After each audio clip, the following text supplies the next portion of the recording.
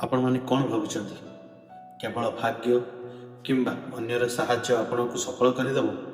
ନା, କେମିତି ଆପଣଙ୍କ ଭିତରେ ହିଁ ଦୁନିଆ ଜିତିବାର ଶକ୍ତି ଅଛି। ତେବେ ଆସନ୍ତୁ ଜାଣିବା, ବାହାରେ ଆସୁଥିବା ବାଧାବିଘ୍ନ ଅପେକ୍ଷା ନିଜ ଭିତର ସନ୍ଦେହ ଆମକୁ ଅଧିକ ଦୁର୍ବଳ କରିଥାଏ। ଆଜିର କାହାଣୀ ଆପଣମାନଙ୍କୁ ନିଜ ଭିତର ସିଂହକୁ ଜାଗ୍ରତ କରିବାରେ ସାହାଯ୍ୟ କରିବ। ଦୁନିଆ ଆପଣଙ୍କୁ ସେତିକ ଡରିବ ଯେମିତି ଆପଣ ନିଜ ଉପରେ ବିଶ୍ୱାସ କରିବେ। ଆପଣ କେବେ ଭାବିଛନ୍ତି କି ଆପଣ କାହିଁକି କିଛି କାମ କରିବାକୁ ଡରୁଛନ୍ତି କିମ୍ବା କାହିଁକି ନିଜକୁ ଦୁର୍ବଳ ଭାବୁଛନ୍ତି? ଆଜିର କାହାଣୀ ଆପଣଙ୍କ ଆଖି ଖୋଲିଦେବ। ଗୋଟିଏ ଛୋଟ ମେଣ୍ଢା ଥିଲା। ସେ ସବୁବେଳେ ମେଣ୍ଢା ପୋଲରେ ରହି ଜଙ୍ଗଲରେ ବୁଲୁଥିଲା। ଦିନେ ସେ ମେଣ୍ଢା ପୋଲରୁ ହଜିଗଲା।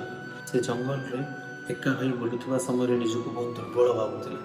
ଠିକ୍ ସମୟରେ ଗୋଟେ ସିଂହ ତା ସାମ୍ନାକୁ ଆସିଗଲା।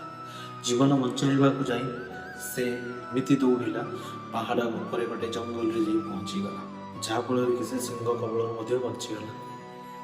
ସେଦିନ ଯାଇ ମେଣ୍ଢାଟି ବୁଝିଲା, ଭୟର ମୁହୂର୍ତ୍ତରେ ନିଜ ଭିତରେ ଅସଲି ଶକ୍ତି ବାହାରକୁ ଆସେ।